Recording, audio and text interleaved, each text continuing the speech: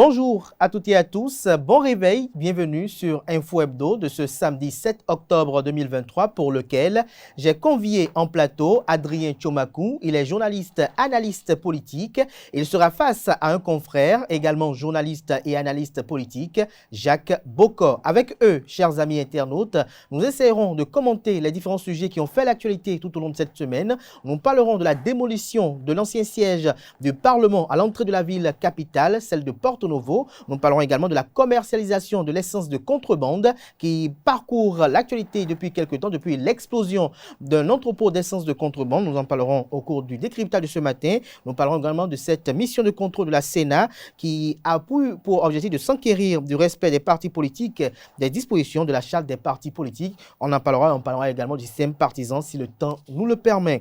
Chers amis internautes, avant de retrouver mes invités pour le décryptage, je vous invite à suivre ce spot publicitaire de ESAE qui présente les réductions de scolarité pour la rentrée universitaire 2023-2024 sur ces différents campus à Cotonou, Abomey-Calavi et Parakou.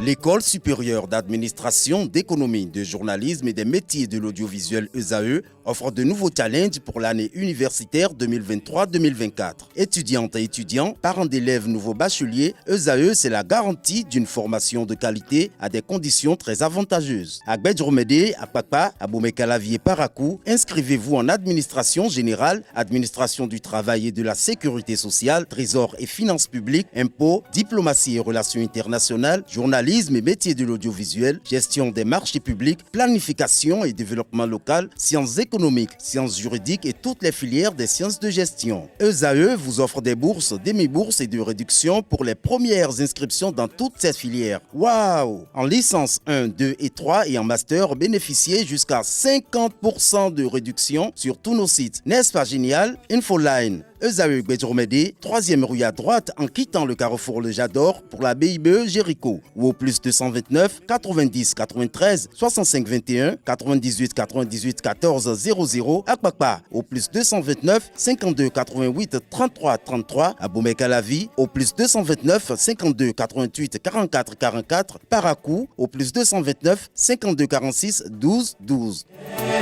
ESAE, l'excellence à un an.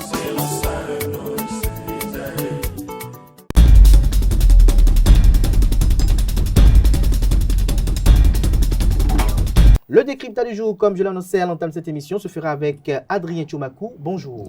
Bonjour Kader, bonjour à toutes et à tous. Bonjour à vous également, Jacques Bokor. Bonjour Kader. Merci à vous, chers amis. Merci d'être là, d'être à nos côtés. Merci de toujours répondre lorsque le besoin se fait sentir. Adrien Tchomakou, vous êtes journaliste et analyste politique. Dites-nous, quelle est votre opinion sur la démolition de l'ancien siège du Parlement? Oui, Kader, il faut dire que le musée de la corruption qui se trouve bel et bien à l'entrée de la ville capitale Porto Novo est en train d'être démoli depuis quelques semaines. Le constat est vraiment amer.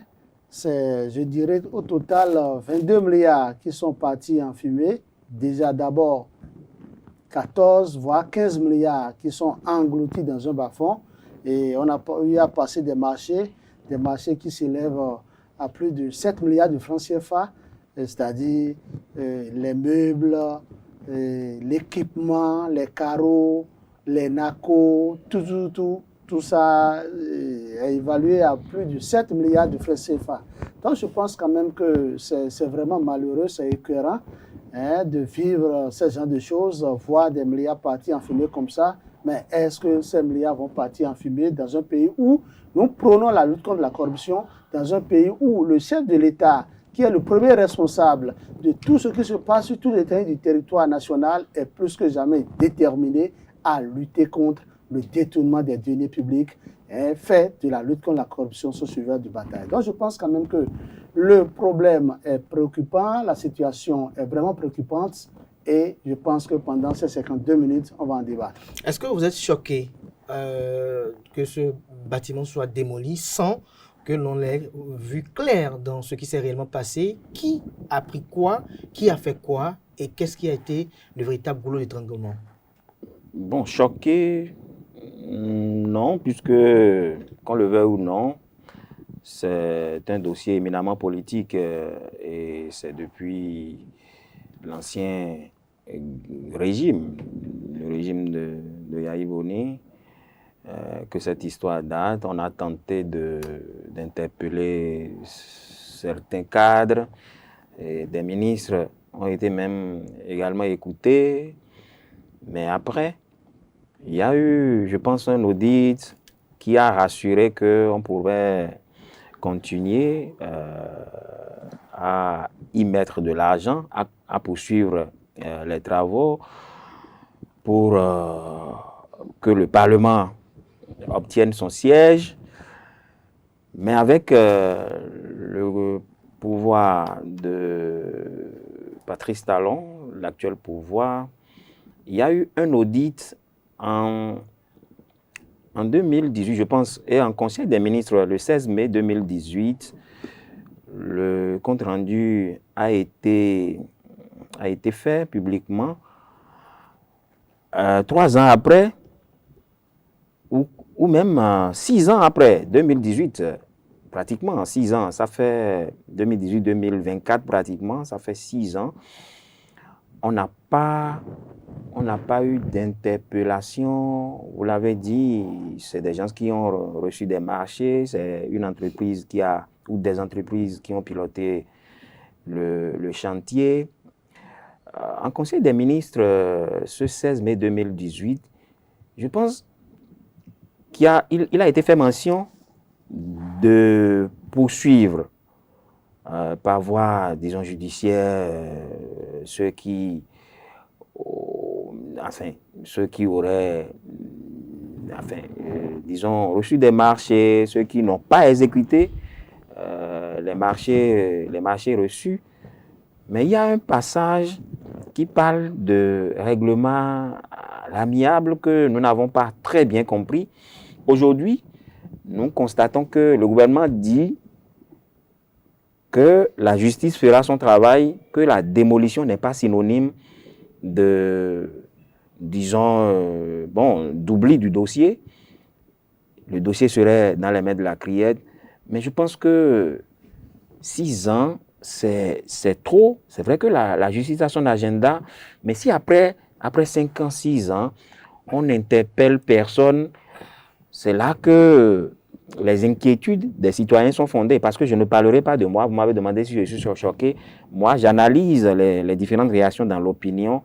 Dans l'opinion, les gens estiment que normalement, avant de démolir ce chantier, on devait déjà assister à des interpellations, peut-être à un procès, pourquoi pas, même public, des acteurs qui trempent dans cette affaire. Bon, malheureusement, ce n'est pas le cas. Le ministre Donato a effectué une sortie médiatique pour rassurer, le porte-parole du gouvernement également. Nous allons peut-être... Mais le paradoxe demeure, malgré les assurances données d'une part et d'autre. Oui, bien sûr, le paradoxe demeure. Alors, lorsque je me retourne vers vous, Adrien Tchomakou, tout à l'heure, Jacques Boko parlait de dossier politique. Est-ce que, selon vous, cela n'est pas un? Est-ce qu'il ne s'agit pas véritablement de dossier politique? Est-ce que les choses ne prennent pas d'une allure politique qui vise quand même à étouffer l'affaire lorsque l'on démolit, par exemple, ce siège-là, encore que le dossier est encore devant les tribunaux, est-ce que des preuves ne seront pas effacées? Pas du tout. Je ne crois même pas que c'est un dossier politique parce que les faits sont là. Il y a un acte qui a été posé.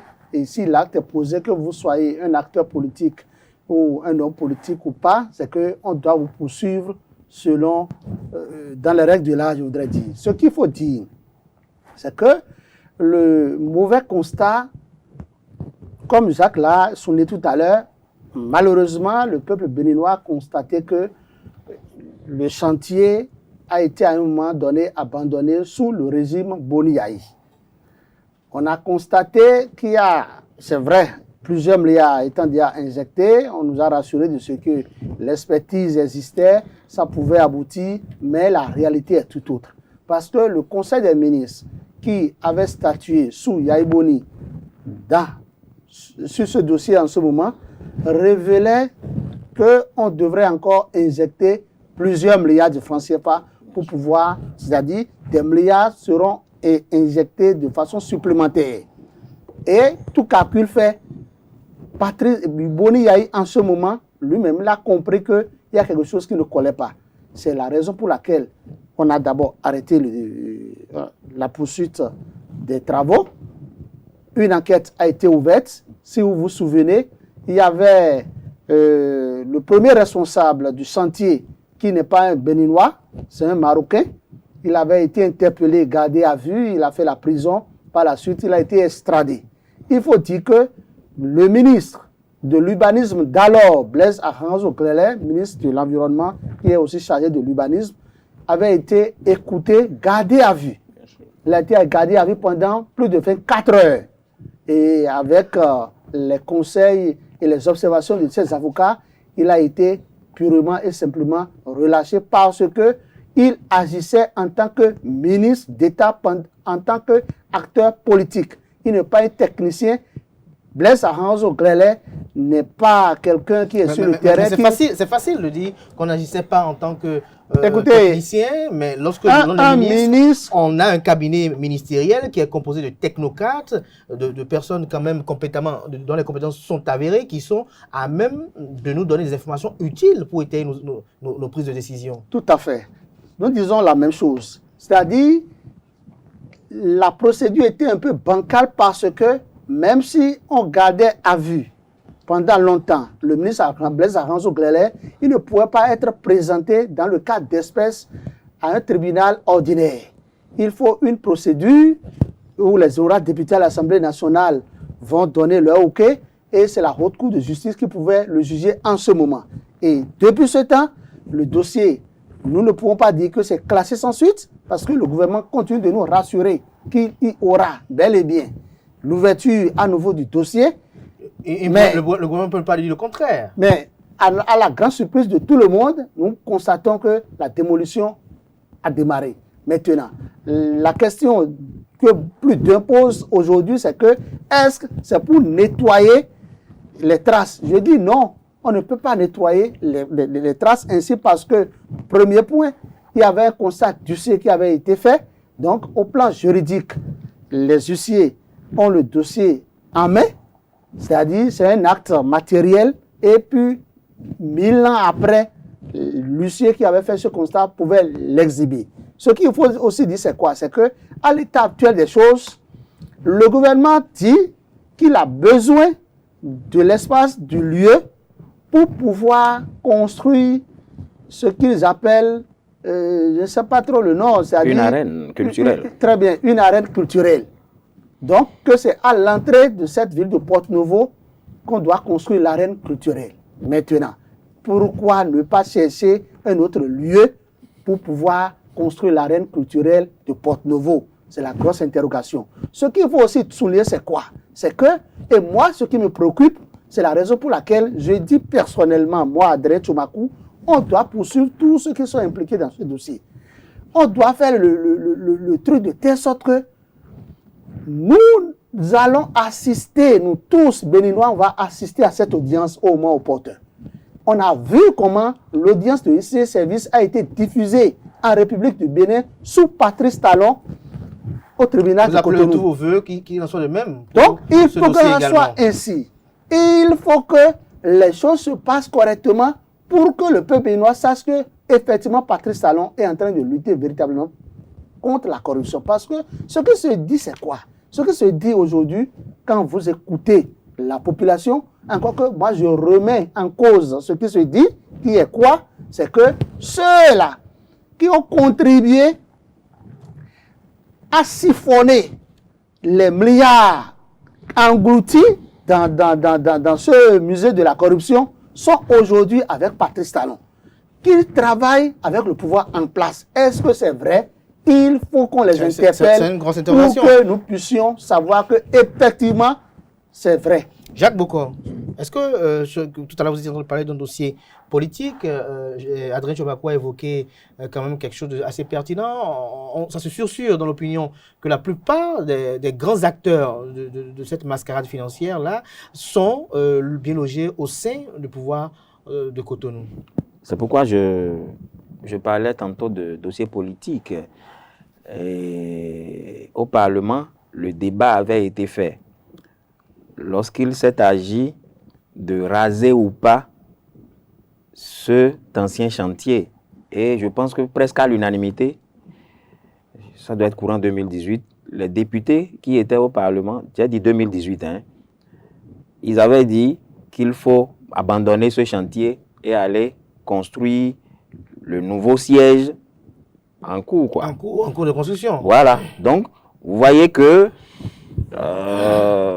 si vous dites qu'il y a des gens qui auraient gagné des marchés dans le lot, vous voyez qu'on n'a pas intérêt à ce qu'on poursuive ce chantier. C'est-à-dire que peut-être que l'idée était qu'on oublie rapidement et qu'on passe à autre chose dans l'esprit de ces députés qui avaient siégé en 2018, je pense. Donc, moi, qu'on rase aujourd'hui ou qu'on rase demain, là n'est pas moi mon problème. Parce que moi, je ne suis pas dans la dynamique qu'on laisse un chantier qu'on ne peut plus exploiter, qu'on ne peut plus utiliser. Il vaut mieux passer à autre chose. Mais, en rasant, puisque on l'a dit, ça nécessiterait encore 22 milliards avant que, en griffe, qu'on ne réveille, qu'on ne ressuscite, qu'on ne renforce totalement le chantier. 25 milliards. Près de 25 milliards. On doit encore injecter 25 alors milliards. qu'on en a déjà injecté 22. Oui. Vous voyez, donc, presque... Ce n'est pas une présidence qu'on veut construire. pour peut-être un chantier qui était parti pour nous prendre peut-être 12 milliards ou bien 15 milliards. Vous voyez, donc nous sommes déjà dans l'ordre de 50 et quelques milliards. 47 milliards. Il vaut mieux effectivement abandonner, mais en abandonnant, il faut que les gens, comme on le dit, rendent gorge. Parce que c'est un test grandeur nature pour le pouvoir de Patrice Talon, qui amène une lutte implacable contre la corruption. C'est le moment plus que jamais de le démontrer. Vous voyez, quand on me dit que le dossier est confié à la criette, vous voyez, j'ai dit, le Conseil des ministres dont je parle, ça date de 2018. 2018, fin 2023, pratiquement 6 ans, et la criette n'a pu interpeller même une mouche.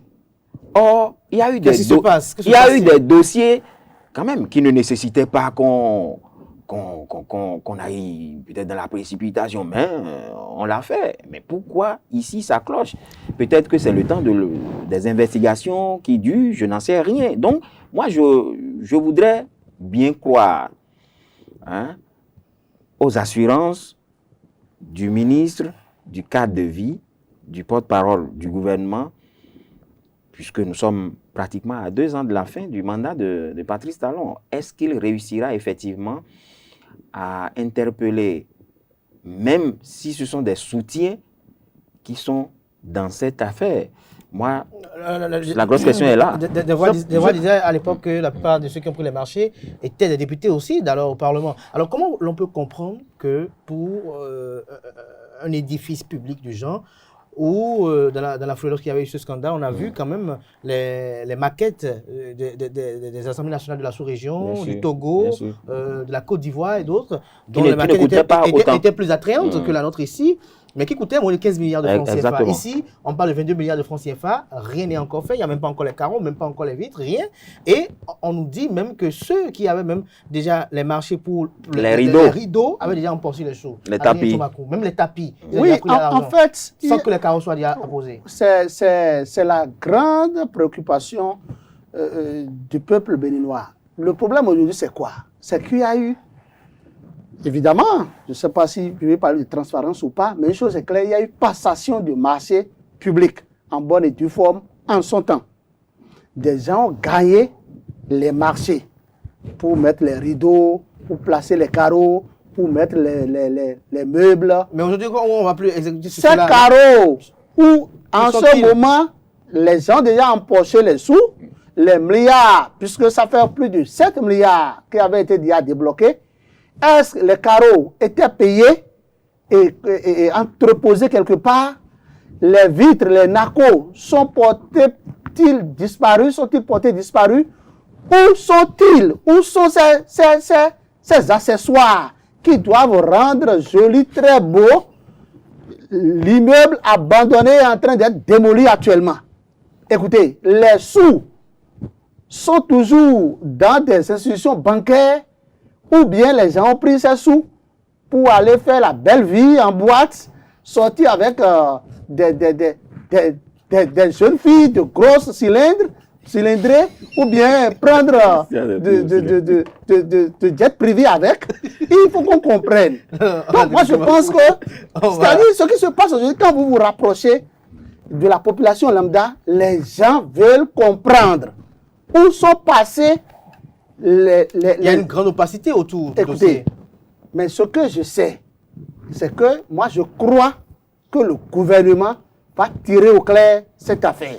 C'est d'ailleurs la raison pour laquelle je demande au peuple béninois, ceux-là qui sont impatients, de patienter à nouveau et que d'ici à là, comme le porte-parole du gouvernement l'a dit, comme le ministre Onaté aussi l'a dit publiquement, et je crois fermement que ça sera traduit en acte.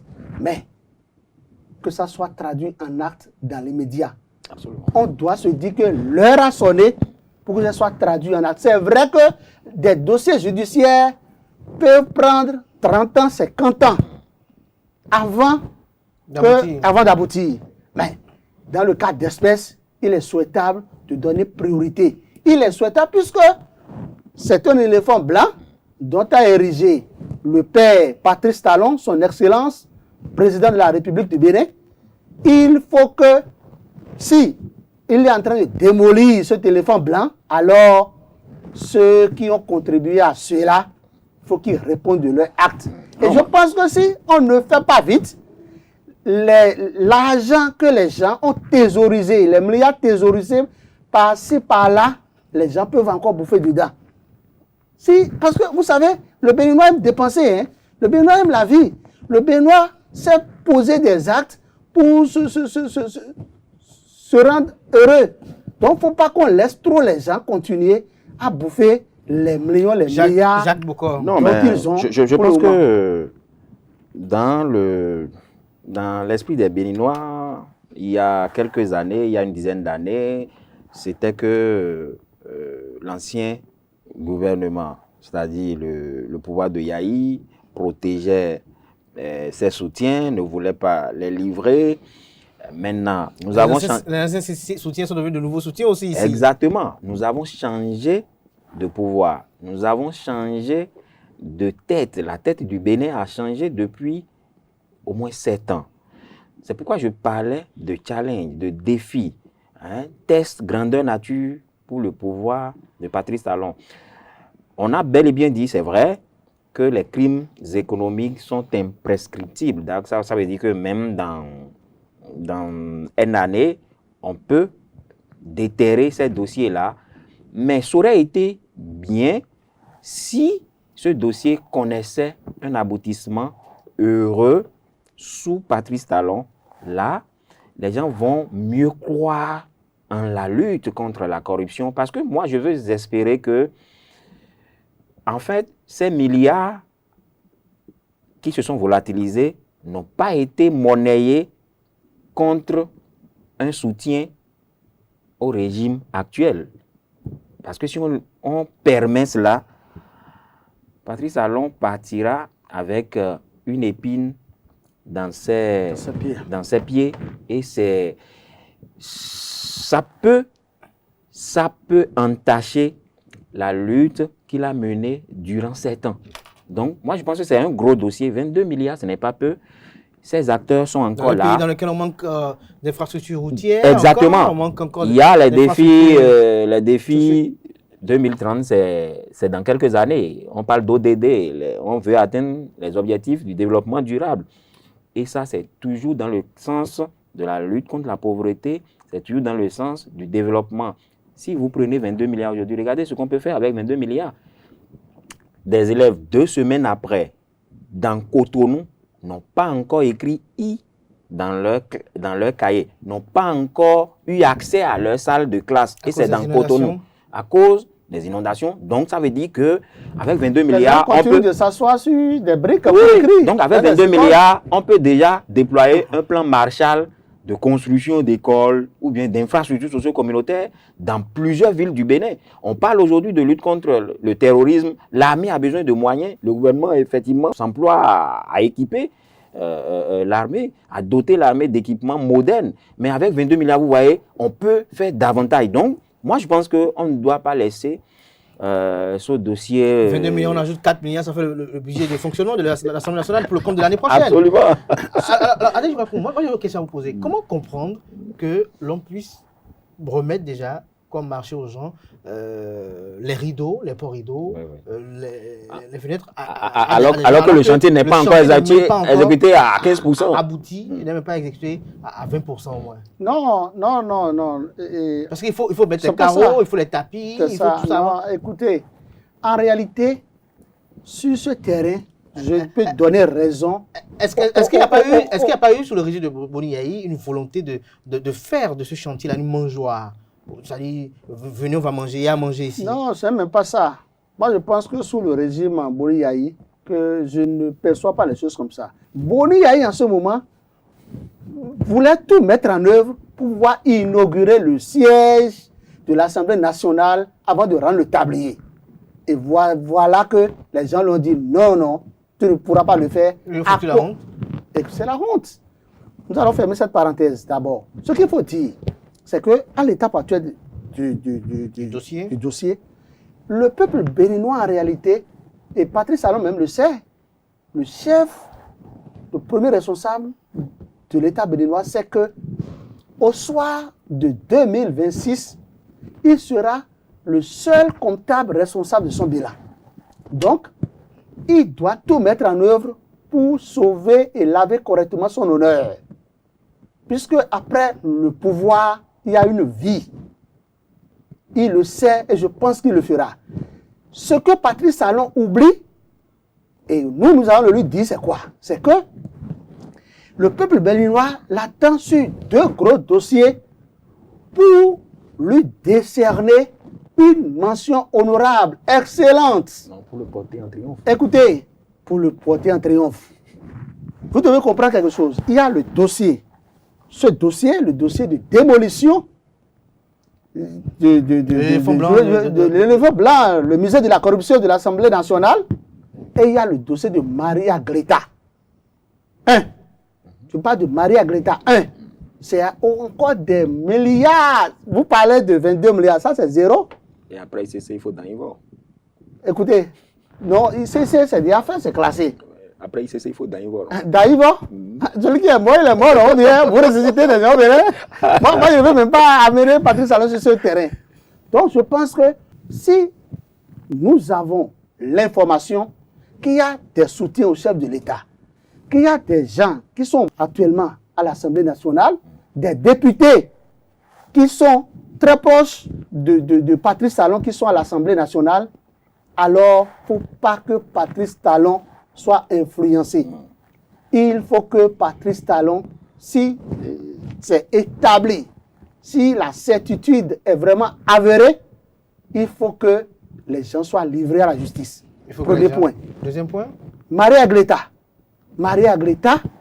écoutez, c'est des milliards que nous avons engloutis dans des pacotilles. Ce dossier, c'est les 2 dossiers rocambolesques.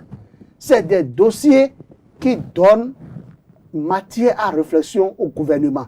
Je pense quand même que le gouvernement doit savoir raison garder. Le gouvernement a sa tête sur ses épaules et Patrice Talon doit agir au moment opportun. Mais le mot opportun, c'est maintenant. On dit souvent, en même temps, est mieux. Jacques Bokor, pour conclure ce sujet. Oui, pour conclure, exactement. Je pense que pour arriver au pouvoir, Patrice Talon n'avait pas eu grand soutien d'acteurs politiques. Du moins, les gens ne se sont pas trop affichés à ses côtés pour lui déclarer publiquement ses soutiens. C'était les plus teigneux, c'est-à-dire les plus courageux, ceux qui avaient vraiment le toupet, qui se sont affichés. Ils n'étaient pas nombreux. Les téméraires. Les téméraires. Mais pourquoi aujourd'hui je te soutiens parce que j'ai des casseroles et je viens me blottir dans tes bras, sauve-moi. Donc moi je pense que c'est l'interprétation qu'on peut faire de ce dossier. Est-ce qu'il laissera faire? Je pense que, je l'ai rappelé tantôt, nous avons 2 ans ou plus et demi devant nous et ce dossier reste un dossier capital en matière de lutte contre la corruption sous la rupture. Si on ne le fait pas, si on ne clarifie pas ce dossier, c'est que toutes les autres luttes seraient, en tout cas moi personnellement, je pense que seraient vaines. Ouais. Patrice Talon doit agir et il le fera, je suis convaincu. À plus forte raison, vous avez vu des députés qui étaient à gauche, qui allaient à droite, et eux-mêmes disent publiquement que quand la roue tourne, ils tournent avec la roue en même temps. Quand on va à gauche, quand on dit à gauche, on va à gauche. Quand on dit à droite, on va à droite. Maintenant, il les a mis complètement à gauche. Eux-mêmes se soulèvent difficilement pour venir à droite. Donc je pense que Patrice Talon doit agir. Même si tu es déjà à l'Assemblée nationale et que tu as déjà gagné des marchés. Si tu avais thésaurisé les milliards quelque part, c'est le moment de les rendre. Je demande à la justice d'être un peu plus souple, clémente, envers ceux-là qui vont payer l'argent si on les interpelle. Qu'on ne les envoie pas en prison. Nous ne voulons même pas que des gens aillent en prison. Moi, ce n'est pas moi mon souhait. Il faut que les gens payent ce qu'ils ont ramassé comme argent en ce temps. Merci à vous, Adrien Tchomakou. Merci également à Jacques Bokor. L'autre sujet qui nous réunit ce matin, c'est la commercialisation de l'essence de contrebande. Jacques Bokor, il y a cela quelques jours, un entrepôt d'essence de contrebande a explosé, faisant une trentaine de victimes. Cette semaine, du côté du Nigeria, nous avons une raffinerie également qui a pris feu, occasionnant également une trentaine également de morts. Alors, les explosions se font de plus en plus, montrent de part et d'autre, que ce soit au Bénin et au Nigeria. La problématique est davantage d'actualité. Que faut-il faire pour remédier à tout cela, pour éviter des pertes en vies humaines en groupe du genre? Bon, d'abord, c'est qu'il faut qu'on passe de l'informel au formel. Et pour le faire, pendant longtemps au Bénin, nous avons mis en avant les problèmes de manque de stations partout sur l'étendue du territoire. Je suis d'accord, ce n'est pas encore totalement réussi, mais il y a un effort qui est en train d'être fait. Aujourd'hui, il y a des stations d'essence, des stations-service qui fleurissent un peu partout, même si à certains endroits, il en manque cruellement. Parce qu'une station-service, c'est également l'énergie que ça va... S'il n'y a pas l'énergie électrique, il faut le groupe électrogène, tout ça. Alors qu'il y a des zones qui ne sont même pas encore électrifiées jusqu'à aujourd'hui. Il y a tous ces paramètres à prendre en compte. Oui, il y a un effort qui se fait à ce niveau, mais beaucoup plus dans Cotonou et les villes périphériques, c'est-à-dire Abomey-Calavi, Porto-Novo.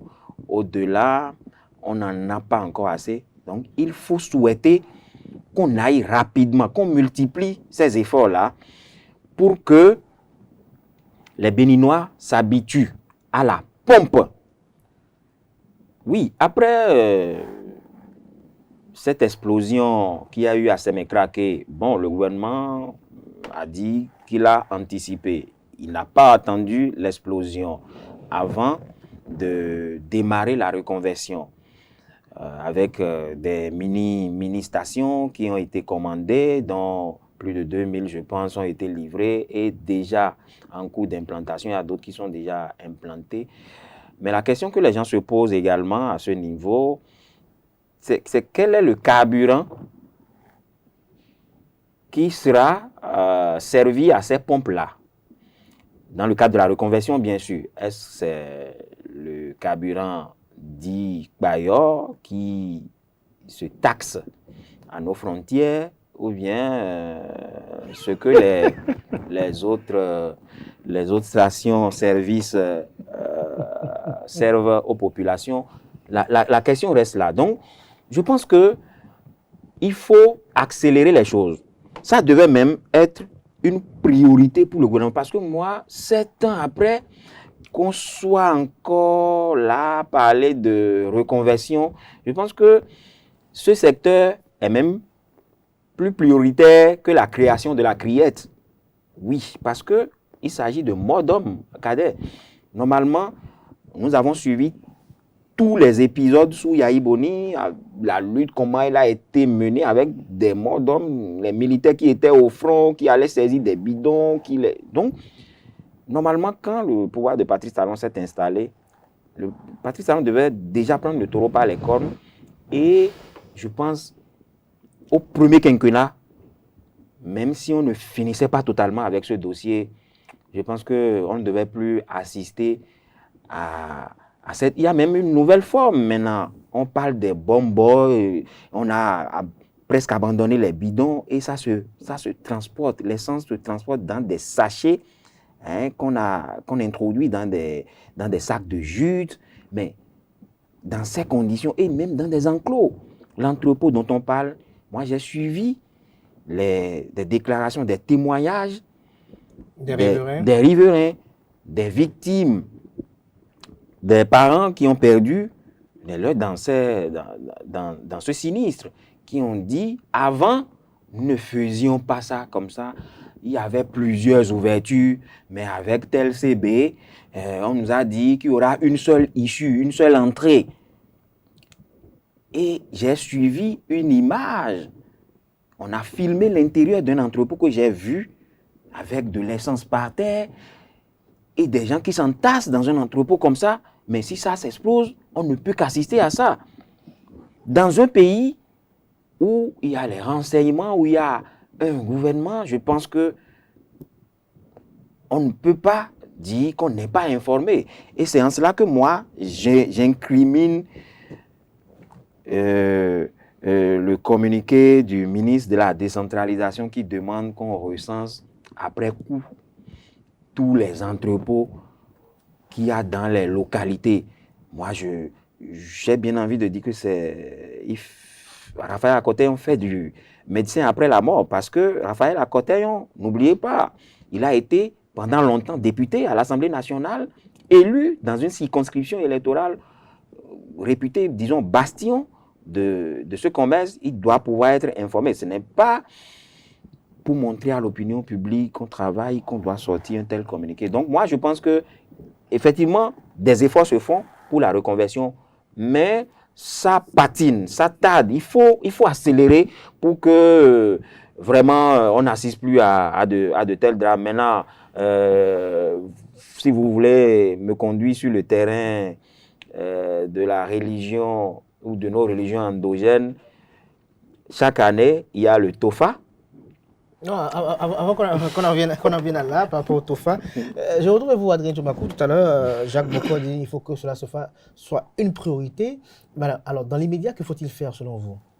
D'abord, il faut souligner que 3 raisons fondamentales encouragent le fléau, encouragent les incendies que vous voyez et qui sont dus à l'essence frélatée.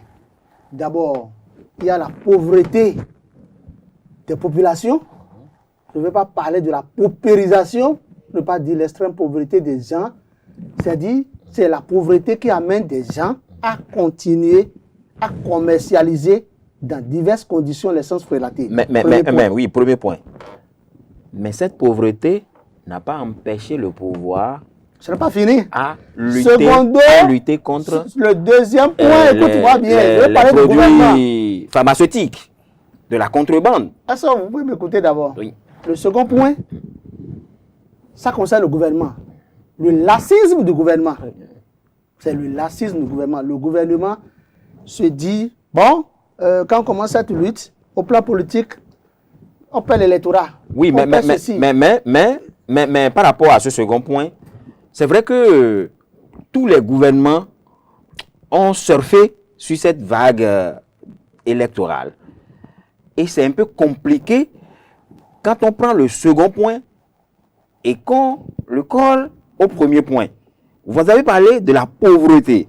Donc le gouvernement se dit, effectivement, voilà des gens, je n'ai pas tout de suite la solution de la reconversion, je n'ai pas le bâton magique pour... Donc il faut les laisser faire. Non, mais justement, il ne faut pas les laisser faire. D'où le ministre des Finances vous a parlé de la reconversion qui est à une étape un peu avancée. On n'a pas attendu l'explosion avant de commander les mini-stations qui sont en train d'être installées. Effectivement, nous voyons que ces mini-stations sont installées. Cette reconversion. On va laisser Adrien Tchoumakou finir. Le troisième point, je ne vais pas dire les choses trop crues pour parler de la mauvaise foi de ce que je peux qualifier des auxiliaires du pouvoir, et aussi ceux qui sont les responsables de nos religions endogènes. Écoutez, il faut qu'on se dise la vérité. Quand je prends le premier point, vous l'avez expliqué. Deuxième point, troisième point, vous venez de le dire de façon subtile tout à l'heure que l'essence relatée est tassée. C'est tassé par nos douaniers. Ce n'est pas le gouvernement qui leur dit de prendre de l'argent sur les douaniers. Ce n'est pas le gouvernement qui leur demande de prendre, qui demande à la police fluviale, par le biais de la corruption, de prendre de l'argent chez des contrebandiers. Je pense que c'est officiel. Ce n'est pas officiel. Tu as jamais vu ça budgétisé quelque part? Ou bien tu as un acte officiel pour dire que c'est officiel? Ce n'est pas le gouvernement qui demande aux militaires qui s'occupent des eaux là, les marins, de les traquer et de leur prendre de l'argent, de les laisser. Si vous voyez, vous voulez lutter contre la contrebande, ce n'est pas au Bénin. Le truc rentre, non, pas une frontière. Vous bloquez toutes les frontières. Les douaniers vont saisir l'essence relatée. La police fluviale doit saisir. Chacun doit jouer sa partition. Mais chacun n'a qu'à jouer correctement sa partition. Les militaires, les marins vont saisir. Et comme ça, il n'y aura pas. Je veux bien croire que le vrai problème, c'est quoi? Si ils agissent tous comme ça et ils font correctement leur travail, le peuple béninois sera enrhumé. Comment? Parce que nous n'avons pas, le gouvernement n'a pas la possibilité aujourd'hui de nous rendre l'essence disponible dans les stations-service. Exactement. Le gouvernement n'a pas cette possibilité. Il y a un effort qui est fait. D'où la délicatesse de... Nous reconnaissons l'effort du gouvernement Patrice Talon depuis quelques mois, pour ne pas dire depuis 10 mois environ. Cette année, on a constaté que nos stations sont pourvoyeuses, sont plus dynamiques, sont pourvues d'essence. Donc, je pense que c'est à saluer, c'est à mettre à l'actif du pouvoir. Non, d'où la délicatesse de la lutte. Parce que si on traque, si on serre comme on va serrer, c'est les populations même qui vont crier. Regardez ce qui se passe pour le déguerpissement. On n'a pas trouvé d'alternative parce que les marchés sont construits, mais ne sont pas encore ouverts. Donc, et les boutiques aujourd'hui coûtent cher.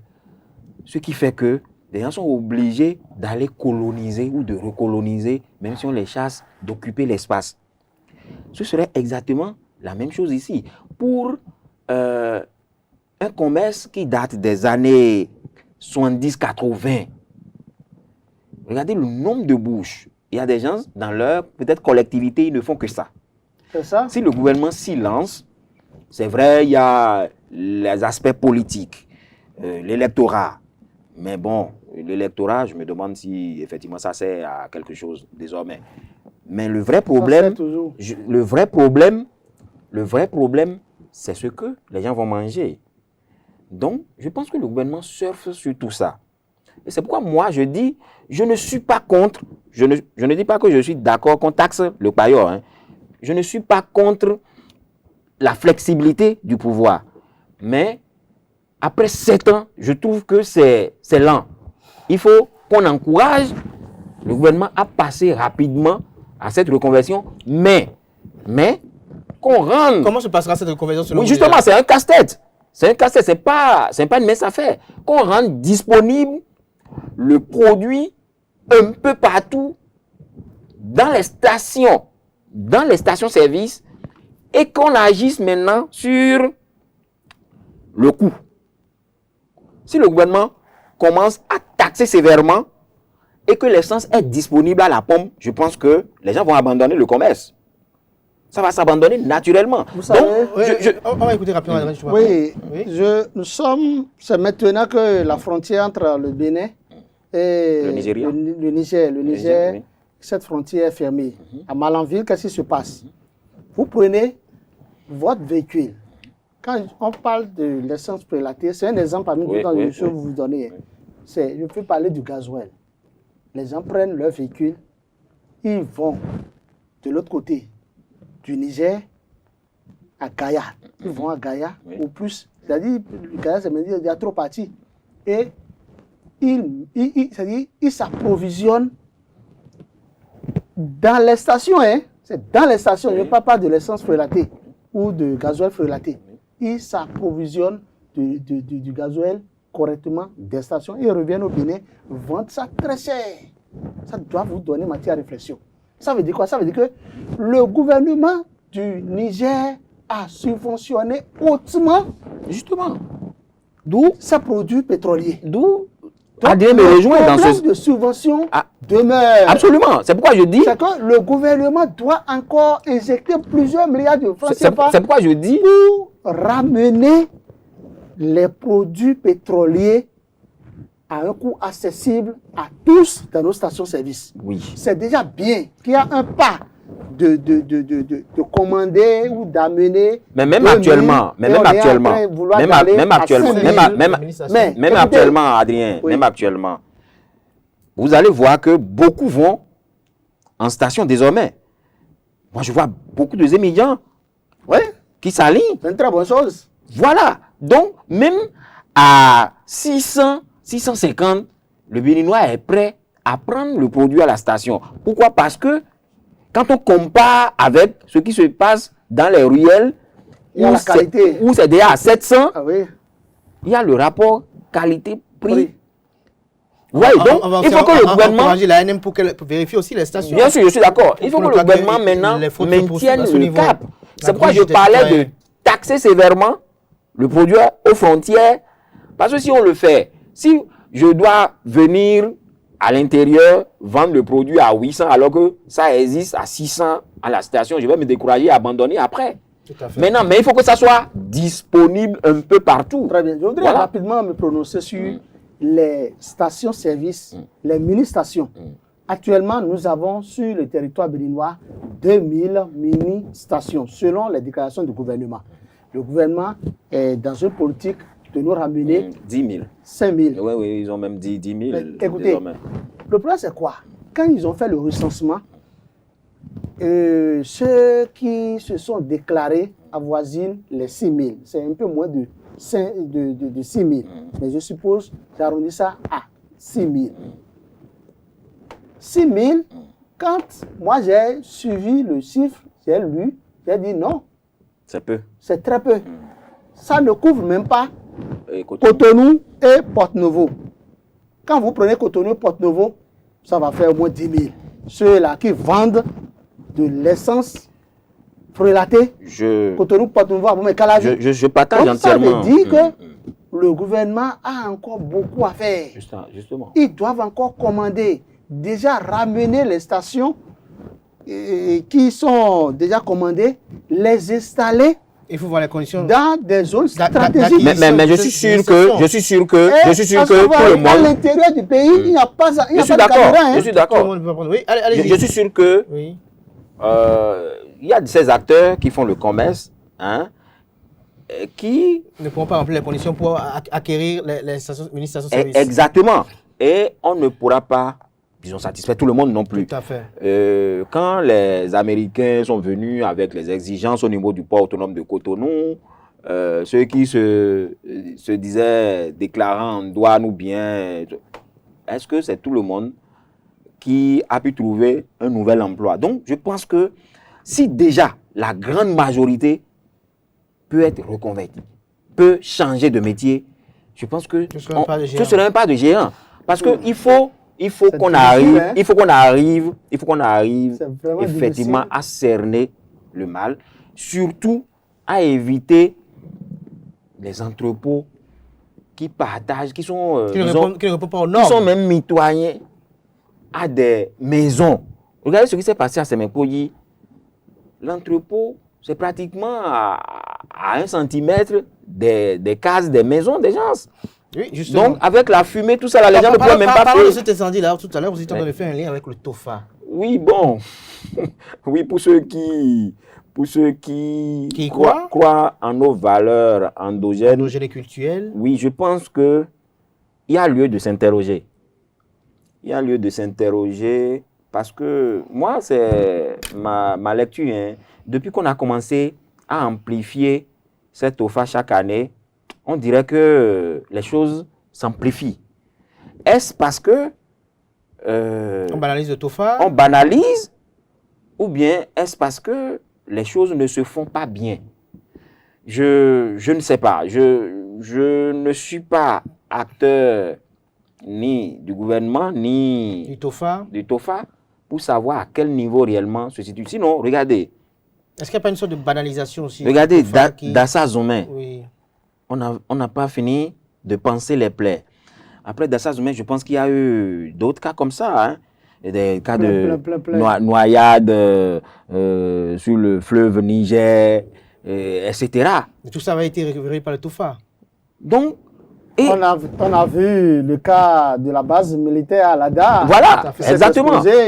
Où des évacuations sanitaires ont été faites en France. Exactement. Finalement, beaucoup et après l'entrepôt de Semepoyi, il y a eu d'autres petits cas. Donc, il faut davantage. Donc, moi, je pense que est-ce qu'il faut faire davantage au phare? Est-ce que il faut interpeller les dirigeants du phare qui ne jouent pas son rôle entre les gouvernants et les dirigeants du TOFA? Je pense qu'il y a lieu de s'interroger à propos. Non, ouais. Écoutez, moi, les Béninois n'aiment pas entendre la vérité. D'abord, ce qu'il faut dire, c'est quoi? L'offre de TOFA et Kofi Aza, maître prêtre phare, professeur d'université Kofi Aza, je pense qu'il est devenu maintenant acteur politique. Il a tenté sa chance pour aller à l'Assemblée, ça n'a pas marché. Oui. Peut-être avec le temps, les membres de nos ancêtres vont l'envoyer là-bas. Qu'est-ce que vous voulez insinuer? Il n'est plus... il est toujours tel couronné, hein, mais je pense que la politique a pris un peu le pas. Ce qu'il faut dire, sur les révélations du phare? Pas sur les révélations du phare. C'est-à-dire, s'il était là et puis il prenait le TOFA là, comme sa chose comme il le prenait avant, mais il appartient à une association. Écoutez, cette association, je pense que le gouvernement doit dissoudre le phare. Le TOFA là. Le gouvernement doit dissoudre ça. Non, écoutez, je vous fais vous dire, oui. C'est deux options. Soit le gouvernement met les moyens à la disposition du TOFA pour que, après les oracles, les consultations, que les cérémonies culturelles soient réalisées, ou le gouvernement, quand TOFA même invite le gouvernement pour assister à TOFA, le gouvernement décline sa responsabilité, ou bien le gouvernement leur dit de cesser, de terminer avec. Oui, mais ce faisant, est-ce qu'on ne va pas créer d'autres ennuis? Écoutez, pourquoi je dis ça? Oui. Il est extrêmement grave d'aller faire une consultation spirituelle et ne pas faire les cérémonies qui doivent suivre, les sacrifices. Si vous n'avez pas entendu, il n'y a pas de problème. Ça ne peut ne pas vous arriver. Ça peut ne pas vous arriver, je veux dire. Maintenant, tu es informé de la chose. Et tu ne fais pas ce qu'on doit faire. Avant, il y a Yaïboni là. Qui sont ceux qui le faisaient? Vous pensez? Je pense très rapidement au général Roundéon. C'est celui Roundéon. J'étais chargé de communication de la police. Il contribue toujours. Ce n'est pas que je suis en train de dire que... vous n'avez pas les preuves que ce gouvernement ne le fait pas non plus. Est-ce que... vous n'avez pas entendu les gens parler, les gens de TOFA, qui ont réclamé que le gouvernement donne l'argent pour que ça soit fait? Et nous avons interpellé le ministre à Bimbola de la culture. Il faut qu'on donne les moyens aux gens pour que ça se passe. C'est pourquoi je dis que soit le gouvernement dégage sa responsabilité, parce qu'avant qu'on ne fasse TOFA là, le gouvernement est toujours représenté. Là, on invite le gouvernement ne va pas. Et le gouvernement n'a qu'à leur écrire pour leur dire, désormais, si vous faites votre truc, pliez-vous en 4 pour faire les cérémonies culturelles, les sacrifices qui doivent suivre. Ou bien le gouvernement dit, je mets fin à TOFA. Parce qu'on a Merci à entendu vous. Merci à vous, que Adrien ce Tchomakou. serait une année extrêmement grave en matière d'incendie, que les morts vont s'enchaîner. Et nous vivons ça, dans ça, une trentaine de personnes. Hein? Toujours le chiffre 30. Le chiffre 30. On a vu, encore le jeudi, à Samepodi, vous avez vu, plus de 15 véhicules brûlés, consumés, sur un parc de vente de véhicules. Vous voyez tout ça? Et c'est des accidents mortels, des incendies. Mais Merci écoutez, à vous, je pense que Adrien Tchomakou. la meilleure solution, On a compris soit votre on met fin à Tofa amertume. et que Tofa ne nous fasse Jacques pas de Bocor, nous sommes révélation. pris par le temps, Je ne c'est suis la pas fin, contre les Bocorons. c'est la fin de cette Pas du tout. émission. Moi-même, mais je vais partir des Bocorons. Je ne suis pas contre aucun Bocoron. voudrais- Ce n'est pas parce que je n'ai Jacques pas mis mon Bocor, chapeau, mais c'est la vérité. C'est la fin de cette émission. Merci à vous, Adrien Tchomakou. Très rapidement, Adrien Tchomakou, un petit mot sur cette émission de contrôle de la Sénat pour s'enquérir du respect des tests par les partis politiques. Ça a été objet de micmac au cours de cette semaine. On a vu une certaine presse relayer le fait que sur les 13 légalement enregistrés, il n'y a que 3 qui répondent conformément à ces dispositions qui fait obligation d'avoir un siège par département. La Sénat est montée au créneau pour démentir, mais qu'est-ce qu'on peut retenir très rapidement? Oui, ce qu'il faut dire, c'est quoi? C'est que la Sénat a mis le cap. Le Sénat a mis le cap sur les grandes élections de 2026. Vous savez, 2026, c'est l'élection Carrefour. C'est toutes les élections. Donc, c'est d'abord inadmissible que des partis politiques n'aient pas de sièges, des sièges départementaux et tout au moins un siège national. C'est inadmissible. Écoutez, la charte des partis politiques doit être respectée à la lettre. Il y a des partis politiques qui, dans des départements, ne sont pas représentés, même s'ils ont de sièges, ils n'ont pas le personnel. Il n'y a pas un secrétariat, un secrétaire, une secrétaire, le gardien n'est pas là. Tout ça, c'est dans la salle des partis politiques. Moi, je pense quand même que les partis politiques doivent se remettre très rapidement en mouvement. On doit leur donner un délai. Si des gens ne remplissent pas les conditions, que les conditions soient remplies. Et si quelqu'un ne remplit pas les conditions, qu'il n'ose pas se présenter pour l'échéance de 2000 ou les échéances de 2026, parce que 2026, c'est plusieurs élections, c'est la présidentielle, les communales, les législatives et l'élection locale. Donc je pense que la Sénat joue correctement. Jacques Bocor, sur ce même sujet, la Sénat fait son travail et doit poursuivre et écrire d'ailleurs au ministère de l'Intérieur et de la Sécurité publique afin que, une fois le délai passé, si des partis politiques ne remplissent toujours pas les conditions, que ces partis soient dissous. Nous pouvons avoir 5 partis, c'est bon pour la démocratie, je pense que et on évolue. C'est même de concert avec le ministère de l'Intérieur que cette mission se fait. Et je ne dirai pas plus, les tests sont faits pour être respectés. Et la démocratie, c'est le respect des tests. J'ai toujours dit, et je fais partie de ceux qui ont critiqué l'avènement de la réforme du système partisan. Parce que je me suis toujours dit, si on avait respecté l'ancienne charte, on n'avait même pas besoin de faire un assainissement du paysage politique. Je vous assure. Parce que les tests étaient clairs. Vous allez au Congrès, il y a une période pour tout ça. Les statuts des partis politiques prévoient tout ça. Vous allez à une élection, si vous manquez un rendez-vous électoral, 2 rendez-vous électoraux, les tests prévoyaient tout ça. Pourquoi on n'avait pas appliqué les tests? Donc, bon, si la Sénat juge, et le ministère, bien sûr, de l'Intérieur juge utile ou nécessaire de faire appliquer les tests, moi je dis bravo. Parce que on parlait de 200 partis politiques. Non, on n'avait pas 200 partis politiques. C'est parce qu'il y avait un laxisme au niveau du ministère de l'Intérieur. Des gens ne jouaient pas leur rôle. Sinon, si on devait élaguer, je pense qu'on n'aurait même pas 5 partis politiques au Bénin. Donc, bon, c'est à encourager. Et surtout, de toute façon, on attend le rapport. Et surtout, comme Adrien l'a dit, ce n'est pas la participation à une élection, non. Quand vous ne remplissez pas, on vous raide de la liste et vous laissez le terrain. Parce qu'on a déjà dit que le parti politique n'est plus l'apanage, le patrimoine de quelqu'un. Une personne ne peut pas diriger un parti politique aujourd'hui. Regardez, louer un siège, d'abord le siège national, si c'est à Cotonou que vous êtes représenté, et avoir des sièges départementaux, et même au niveau communal. Vous voyez, l'entretien de tout ça, c'est des milliards. Des milliards. L'électricité, le personnel. Donc, une personne ne peut plus gérer. Il va se ruiner. Il va se ruiner. Donc, il faut, effectivement, il faut encourager les militants également à effectuer des cotisations. Effectivement, ce qu'on n'a pas souvent. Les cotisations, c'est qui? C'est les maires, les députés, les ministres, hein?